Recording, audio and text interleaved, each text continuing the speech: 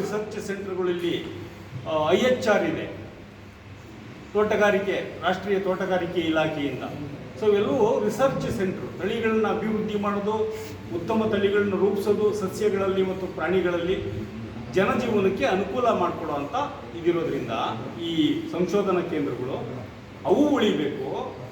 ಆ ಭಾಗ ರೈತರಿಗೆ ಆಕ್ಸೆಸಬಲ್ ಆಗಿರಬೇಕು.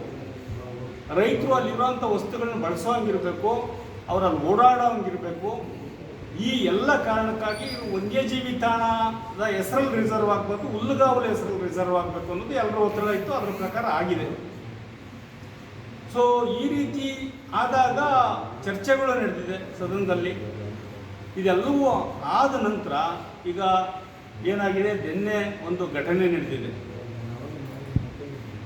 ಈ ಹೆಸರುಘಟ್ಟ ಗ್ರಾಮ ಪಂಚಾಯತಿ ಸಭೆ ಒಳಗಡೆ, ಆ ಸಭೆಯಲ್ಲಿ ಏನಾಗಿದೆ, BJPಯವರೇ ಹುಲ್ಲುಗಾವಲು ಮಾಡ್ರಿ ಅಂತ ಒತ್ತಡ ಹಾಕಿದ್ರು, ಹುಲ್ಲುಗಾವಲಾಯಿತು. ಈಗ ಅವರೇ ಅದನ್ನು ಒಂದು ದ್ವಂದ್ವಾತ್ಮಕ ನಿಲುವು ತಗೊಂಡಿದ್ದಾರೆ. ಮಾನ್ಯ ಹೆಸರುಘಟ್ಟ ನಮ್ಮ ಭಾಗದ ಯಲಹಂಕ ಶಾಸಕರಾದಂಥ ಶ್ರೀ HR ವಿಶ್ವನಾಥ್ ಅವರು ಹಿರಿಯ ರಾಜಕಾರಣಿಗಳು, ಅನುಭವವುಳ್ಳವರು.